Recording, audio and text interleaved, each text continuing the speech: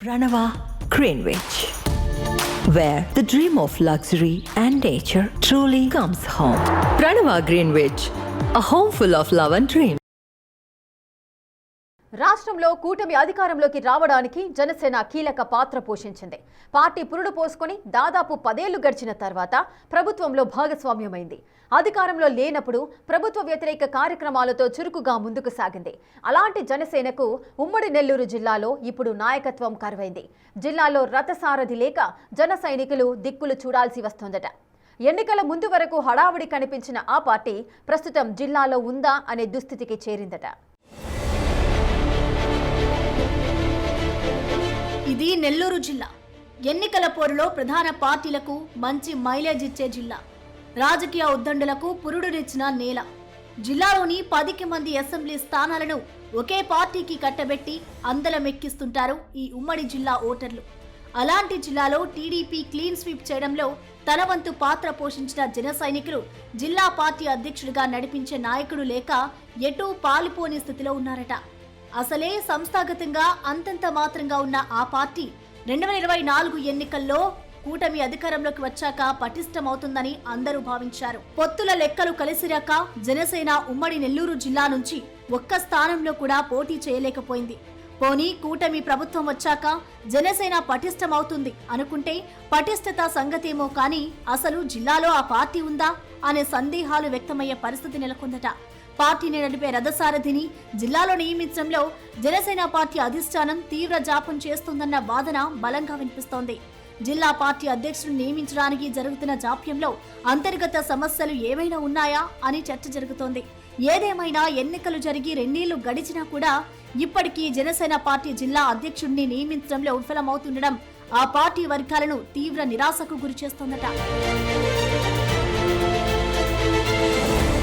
2024లో జరిగిన ఎన్నికల్లో తెలుగుదేశం పార్టీతో జతకట్టిన జనసేన పార్టీ ప్రభుత్వం ఏర్పడ్డాక భాగస్వామిగా మారిన విషయం తెలిసిందే. అప్పటి నుంచి 2 ఏళ్లుగా జిల్లా స్థాయిలో పూర్తి పార్టీ బాధ్యతలు చూసుకునేందుకు జనసేనకు నేతలు కరువయ్యారు. ఎన్నికల ముందు వరకు హడావిడి చేసిన ఆ పార్టీ జిల్లా పార్టీ అధ్యక్షుడు మనుక్రాంత్ రెడ్డి ఆ తర్వాత వైసీపీలో చేరిపోయారు. అప్పటి నుంచి ఇప్పటి వరకు జిల్లా అధ్యక్షుడిని నియమించేందుకు ఆ పార్టీ అధిష్టానం ముందుకు అడుగు వేయడం లేదు. ఇటీవల జనసేనకు చెందిన టీడ్కో చైర్మన్ వేములపాటి అజయ్ కుమార్ పై జనసేన నేతలు అనేక విమర్శలు చేసినా పార్టీ పరంగా నియంత్రించే పెద్ద దిక్కు కరువయ్యారు. అసలు వేములపాటి స్థాయి నేతలు ఉన్న జిల్లాలో జనసేన ఎందుకు అధ్యక్ష బాధ్యతలు ఎందుకు కట్టబెట్టడం లేదో ఎవరికి అంతుపట్టడం లేదట. ఆ క్రమంలో ఒక్కో నియోజకవర్గంలో తామంటే తాము అంటూ నేతలు అరకొరగా కార్యక్రమాలు చేపడుతూ ముందుకు సాగుతున్నారు. మరికొన్ని నియోజకవర్గాల్లో నేతల మధ్య వర్గపోరు కొనసాగుతోంది.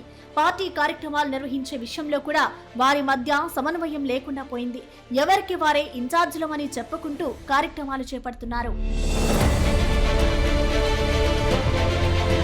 ఎన్నికల ముందు మరో 3 ఏళ్లుంది. 12 ఏళ్ల పాటు సంస్థాగతంగా పట్టు సాధించుకోలేకపోయినా జరగనున్న స్థానిక సంస్థల ఎన్నికల్లో జిల్లా నుంచి పోటీకి జనసేన సమాయత్తమవుతోంది. అయితే క్షేత్రస్థాయిలో మాత్రం ఆ దిశగా అడుగు ముందుకు పడడం లేదు. ప్రభుత్వ సంక్షేమ కార్యక్రమాలు ప్రారంభోత్సవాల్లో పాల్గొనడం, ప్రతి అధికారిక కార్యక్రమానికి అరకొరగా హాజరవ్వడం తప్ప మరేం కనిపించడం లేదు.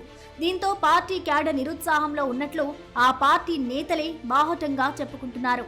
ఇదే పరిస్థితి కొనసాగితే గ్రామ స్థాయిలో కూడా పార్టీకి పట్టు తప్పే పరిస్థితి లేకపోలేదని వాపోతున్నారు. పార్టీకి దిశానిర్దేశం చేయడంతో పాటు జిల్లా పార్టీని నడిపించే నాయకుడిని నియమించడంలో ఎందుకు అధిష్టానం మీనమేషాలు లెక్కిస్తోందో అంతు చిక్కడం లేదని లోలోనా మదన పడుతున్నారు జిల్లా జన సైనికులు.